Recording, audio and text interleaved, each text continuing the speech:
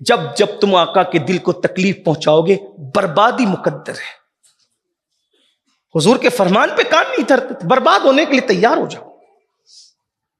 یہ بربادی مسلمانوں کی کبھی نہیں ہوتی اگر حضور کے فرمان پہ عمل کرتے صلی اللہ علیہ وسلم.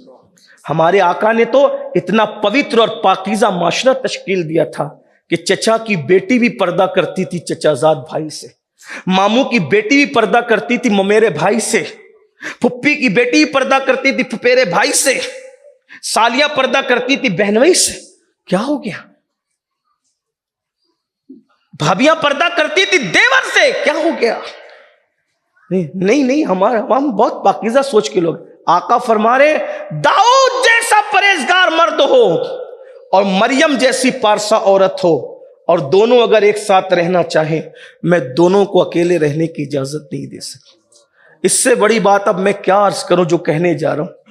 ذرا توجہ کریں. احتیاط، تقوی، پرہیزگاری. حضرت سیدنا عمر ابن خطاب فاروق اعظم رضی اللہ تعالی اپنی چوکھٹ پہ بیٹھے ہوں. چوکھٹ سمجھتے ہیں نا، گیٹ کا جو حصہ چوکھٹ. ابھی کے بچے نوجوان پتہ نہیں اس کو سمجھتے ہیں کیونکہ اب تو چوکھٹیں ختم ہو گئی، بڑے بڑے گیٹ ابھی آگے نا اس کی جگہ. تو بچپنے میں آپ نے دیکھا ہوگا کہ چھوٹے دروازے ہوتے تھے، اس پہ ایک چوکھٹ ہوتی تھی. بڑے بوڑھے چوکھٹ پہ بیٹھنے سے ہی منع کرتے تھے. کیوں منع کرتے تھے کبھی پوچھا نہیں، لیکن بیٹھنے کبھی نہیں دیا. نہ چوکھٹ پہ پیر رکھنے دیا، نہ کبھی چوکھٹ پہ بیٹھنے دیا. اس وقت تو اتنا شعور نہیں تھا کہ پوچھتے. لیکن فاروق اعظم رضی اللہ تعالیٰ چوکھٹ پہ بیٹھے. جب یہ روایت سامنے آئی تو پتا چلا کہ چوکھٹ پہ بیٹھنا کیوں منع کرتے. ذہن میں آ گئی بات، لیکن کوئی فرض واجب کی بات نہیں کر رہا ہوں، بات تقوی کی کر. اور رخ ہے راستے کی طرف، گھر کی طرف رخ نہیں ہے، راستے کی طرف رخ ہے. کسی نے کہا امیر المومنین آپ جیسی ہستی چوکھٹ پہ بیٹھ کے روڈ کی طرف منہ کرے.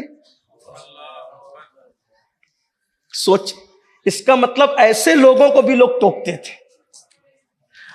اور وہ کیا معاشرہ تھا جس وقت تو ٹوکنے والے کو لوگ دھمکاتے نہیں تھے بلکہ اس کا شکریہ ادا کرتے. ابھی تو اس کے اوٹے پہ بیٹھے، اس کے نکڑ پہ بیٹھے، اس کے زینے پہ بیٹھے. یہ آج اپنی زندگی ہوگی. وہ مسلمان جو کبھی مسجد کے زینے پہ نہیں بیٹھتا تھا، آج وہ لوگوں کی چوکھٹ پہ اور دروازوں پہ اور زینوں پہ بیٹھ کے موبائل کھیل رہا ہے. یہ زندگی ہو گئی اس جوان کی جو لوگوں کی مقدر کو جگانے کا ذریعہ بنتا تھا، قوم کی زلف پریشاں کو ناخن تدبیر سے سنوارنے کا ہنر رکھتا تھا. کیا ہو گیا؟ کیا ہو گیا اس قوم کو؟ خدا تجھے کسی طوفان سے آشنا کر دے کہ تیری بحر کی موجوں میں اضطراب نہیں. امیر المومنین آپ چوکھٹ پہ بیٹھے اور رستے کی طرف منہ کر کے، حیرت ہے.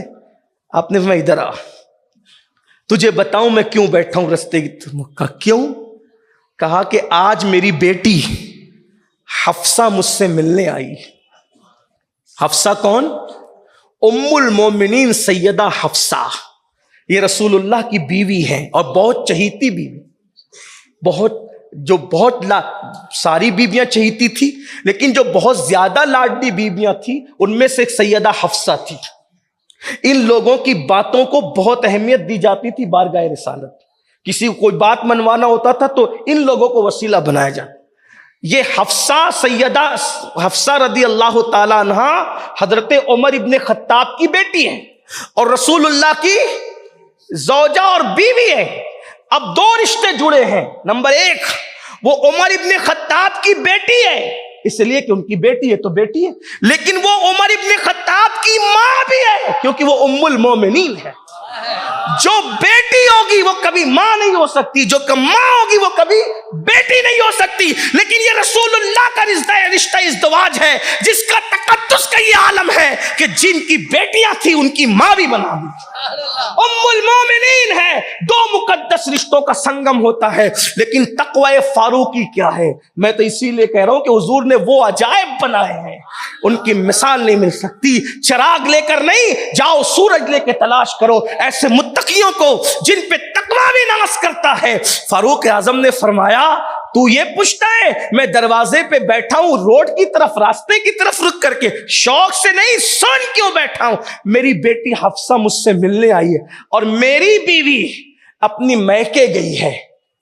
میری بیٹی مجھ سے ملنے آئی اور میری خود کی اپنی بیوی میکے گئی ہے تو میں اپنی جوان بیٹی کے ساتھ ایک کمرے میں اکیلے بیٹھنے کو پسند نہیں کرتا. میں اپنی جوان بیٹی کے ساتھ ایک کمرے میں اکیلا بیٹھنا پسند نہیں کرتا، اس لیے میں چوکھٹ پہ بیٹھ گیا ہوں. اللہ کے بندو ذرا دیکھو، یہ حضور کے تربیت یافتہ لوگ تھے.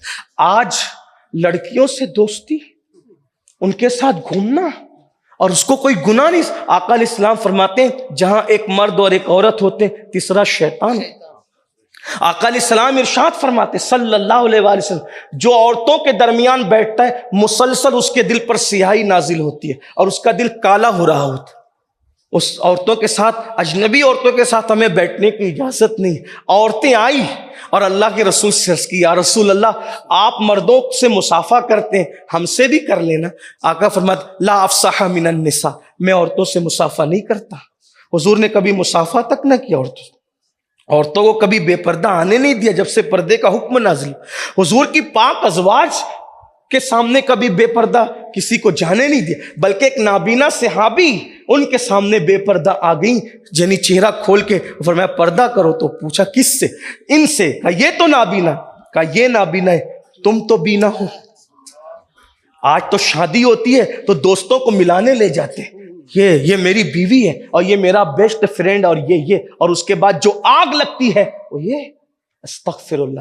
آخری بات عرض کروں، یہ لڑکا لڑکی کی دوستی اسلام میں نہیں. اگر کسی کی ہے ابھی ختم کرے، ابھی توبہ کرے. کہا اب اتنے دن دوست بنا اس کا کیا؟ ہم نے کہا نکاح کرو، شادیاں کرو. ہمیں رشتہ بنانے کیا؟ ہمارے یہاں شادی سے پہلے کسی رشتے کی اجازت نہیں ہے. اور میں تو بیٹیوں سے کہتا ہوں یہ جو لڑکے دوستیاں کرتے ہیں اس کو عشق اور محبت کا نام دیتے ہیں.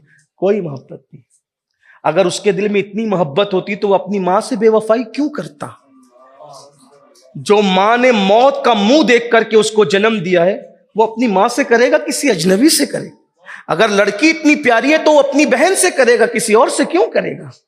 آپ سے پوچھتا ہوں ذرا توجہ کرنا میرے بھائی، تو اپنا کپڑا سوچ، جو کپڑا تو پہنتا ہے اور جو کپڑا دوسرا پہنتا ہے تو اپنے کپڑے سے اچھا تجھے دوسرے کا کپڑا نہیں لگتا، لیکن اپنی بہن سے اچھی تجھے دوسرے کی بہن کیسے لگتی؟ اپنی ماں سے اچھی تجھے دوسری کی بیٹی کیسے لگتی؟ اس کا مطلب محبت نہیں ہے، اس کے پیچھے کوئی نہ کوئی شیطنت چھپی ہوئی، کوئی نہ کوئی گندگی چھپی ہوئی، اور اس کو زنا کہتے ہیں، اس کو بدکاری کہتے ہیں. ہمارے یہاں کوئی تصور نہیں دوستی کا. اگر آپ کو ضرورت ہے آپ شادی کریں نا، اسلام نے.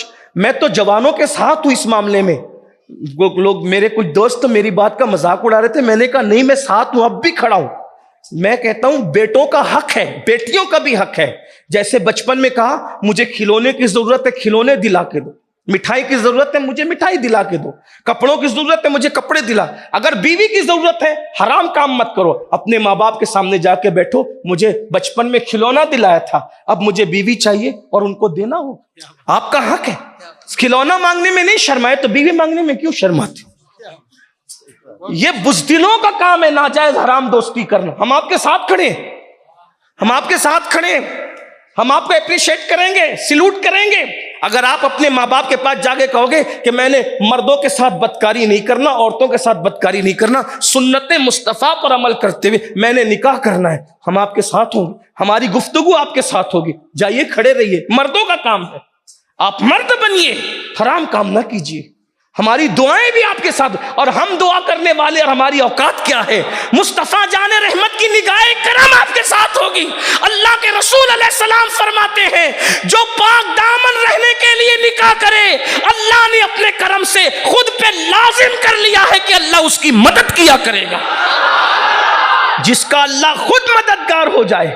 اور شادی کرنے کی کوئی 22-25 سال عمر نہیں ہوتی. اللہ کے رسول نے ہمیں قانون دے دیا بالغ ہونے کے بعد نکاح کی عمر شروع ہو جاتی. آپ بالغ ہو گئے، آپ کی عمر شروع ہو گئی. آپ کہاں کہ اگر آپ حرام کام کرو گے نقصان کتنے؟ نمبر 1 اول چیز تو عمر گھٹے گی، روزی ختم ہوگی, صورت پر لانتے برسے گی.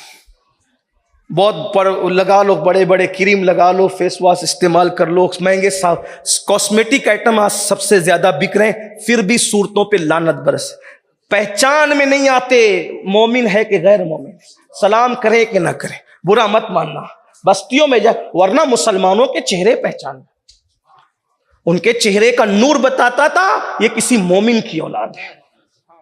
اور اس وقت تو کوئی کاسمیٹک آئٹم کا, میں یہ نہیں کہہ رہا نہ استعمال کرو, اللہ نے دیا ہے, اس میں حرام نہیں ملا ہے تو کرو, اچھی بات. دیکھیے میں آپ کے ساتھ کھڑا ہوں, ہمارے بزرگوں نے ہمیں تعلیم دی کہ حدیث ہے یسر ولا تعسر بشر ولا تنفر, آسانی بتاؤ مشکل میں مت ڈالو, خوشخبریاں سناؤ متنفر مت کرو. آپ اچھا لباس پہنتے ہیں, ہم آپ کے ساتھ کھڑے, پہنیے, انجوائے کیجیے, اچھی بائک استعمال کریے, اچھا موبائل کریے, اچھا کھانا سب اچھا کیجیے, عمل بھی اچھا کریے. حرام کام چھوڑ, حرام کام چھوڑ دو. اسلام جتنی انجوائے کی اجازت دیتا ہے کوئی نہیں دیتا. ہمارا مذہب رہبانیت کا مذہب نہیں ہے. یہی تو میں لوگوں کو کہتا ہوں کہ ایک صاحب نے اسی کو اچھے کپڑے پہننا یہ مولوی لوگوں نے کب سے سیکھ لیا. میں نے کہا مولوی تو پہنتا تھا, اس کی خیرات میں لوگ پہنتے ہیں, ورنہ بتا دو کوئی ایسی کمپنی کا مالک جو آج سے 900 سال پہلے روزانہ نیا لباس اتنا مہنگا پہنا ہو کہ بادشاہ کوئی میسر نہ آیا ہو. ارے وہ جو سب سے پہلے جس نے پہنا ہے وہ بھی مولوی تھا اپنے زمانے کا, جسے دنیا غوث العظم دستگیر کے. اور کیا بات ہے. مجھے کسی نے کہا کہ فلاں ملک کا وزیر اعظم روزانہ نیا پہن رہا ہے. میں نے کہا بیت المال کے چوری کا پہن رہا ہے تو مجھے کیا متاثر کرے گا, میرا مرشد غوث اعظم تو خود کی کمائی کا پہن چکا.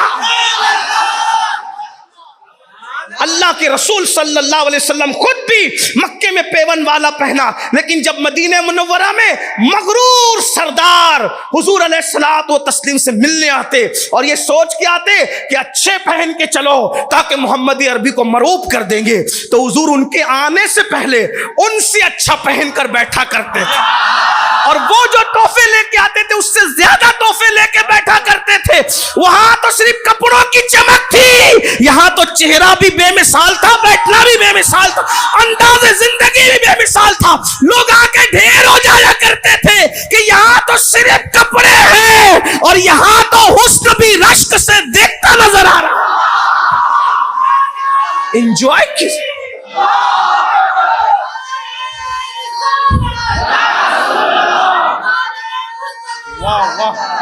انجوائے کیجیے, بھرپور انجوائے کیجیے. اور یہ بھی بات کہوں آپ سے, لباس کوئی پہنیے, حرام کام مت. حلیہ آپ کا کیسا بھی ہو, دل آپ کا مومن.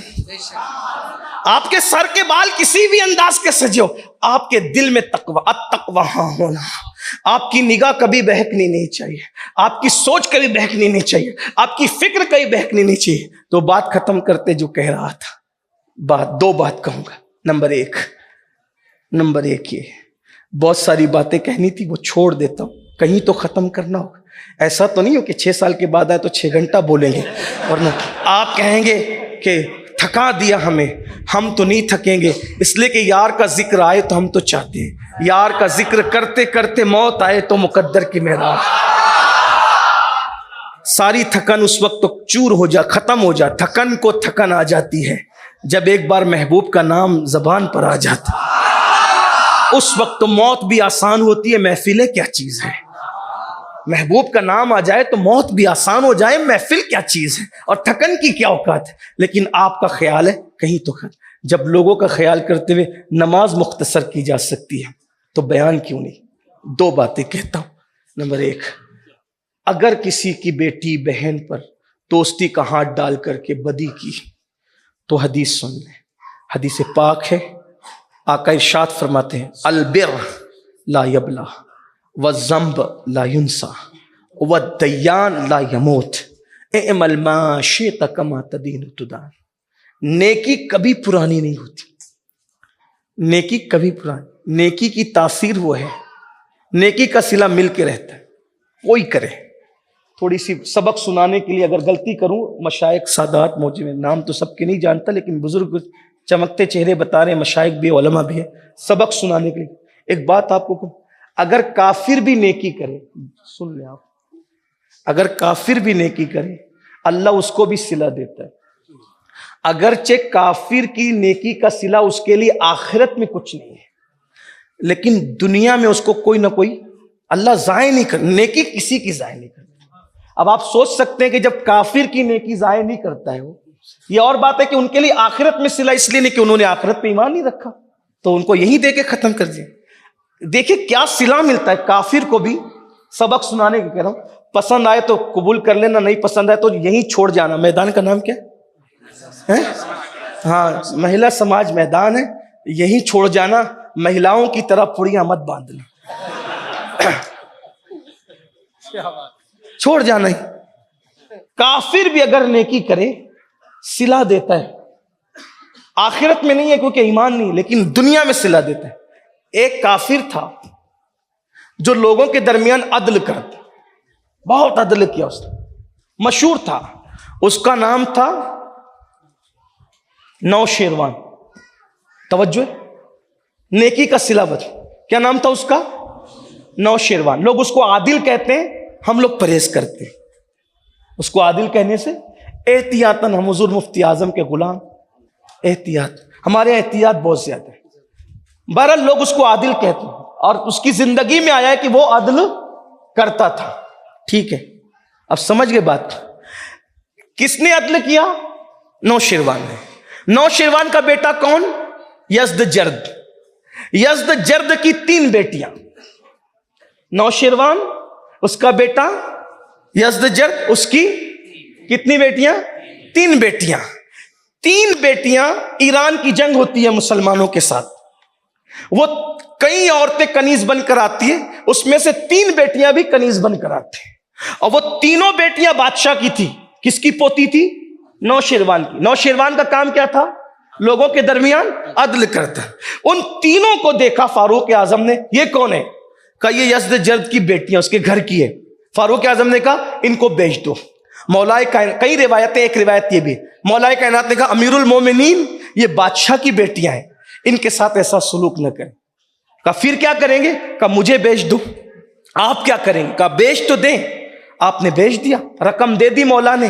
کہا یہ 3 بیٹیاں ہیں بادشاہ کی، ہم انہیں رسوا نہیں ہونے دیں گے. ایک بیٹی آپ کی بہو بنے گی، یعنی خاندان بڑے سے آئیے نا، دنیاوی اعتبار سے خاندان بڑا ہے، اب ہم ان کو بڑھا ہی دیں گے. ایک آپ کی بہو بنے گی عمر، آپ کے بیٹے عبداللہ کے ساتھ اس کا نکاح ہوگا. دوسری صدیق اکبر کی بہو بنے گی، محمد ابن ابو بکر کے ساتھ اس کا نکاح ہوگا. اور ایک میری خود کی بہو بنے گی، میں حسین ابن علی کے ساتھ اس کا نکاح کروں. 3 بیٹیاں، 3 جن کے نام لینے کو لوگ ترستے ہیں، بغیر کسی کاوش کے، کوشش کے. اس گھرانے کی بیٹیاں اتنے بڑے گھرانوں کی بہو بن گئی. ایک فاروق اعظم کی، ایک صدیق اکبر کی، ایک مولا علی کی بہو بنی. اور مولا علی کی بہو کیا بنی؟ وہ تو رسول اللہ کی بہو بن گئی. اب صوفیہ کہتے ہیں بغیر محنت کے، بغیر کوشش کے، بغیر دعا کے ان 3 بیٹیوں کو اتنے بڑے گھرانے کی بہو بننے کا شرف کیوں ملا؟ تو کہا دادا انصاف کرتا تھا، اس کا صلہ خدا نے پوتیوں کو عطا کیا. حالانکہ وہ مسلمان نہیں تھا. صلہ تو دنیا میں صلہ ملا نا، دنیا میں، اگرچہ آخرت میں صلہ نہیں ملا. حضرت امام حسین کے یہاں امام زین العابدین پیدا ہوئے، حضرت محمد ابن ابو بکر کے یہاں قاسم پیدا ہوئے، حضرت عبداللہ ابن عمر کے یہاں سالم پیدا ہوئے. دیکھ رہے ہیں یہ اس طرح سے یہ تینوں ہم زلف ہیں، یعنی ایک دوسرے کے ساڑو بھی ہیں، ہم زلف ہیں. آپ دیکھ نیکی کوئی کرے صلہ ملتا ہے، کسی کو جائے تو فرمایا البر لا یبلا، نیکی کبھی پرانی نہیں، نیکی کرو صلہ ملے گا. کرو تو صحیح، کسی کو دیکھ کے مسکرا تو دو. قدرت تمہیں نہ مسکراتا رکھے تو پھر کہنا. جلتے رہو گے تو جلتے ہی رہو. دیکھو مجھے تو یہ پتا چل گیا کہ جہنم میں کون کون جائے گا. حضور نے بتا دیا، پتا کہا کون جائے گا. میں نے کہا جو یہاں جلتا ہے وہ وہاں جلے گا.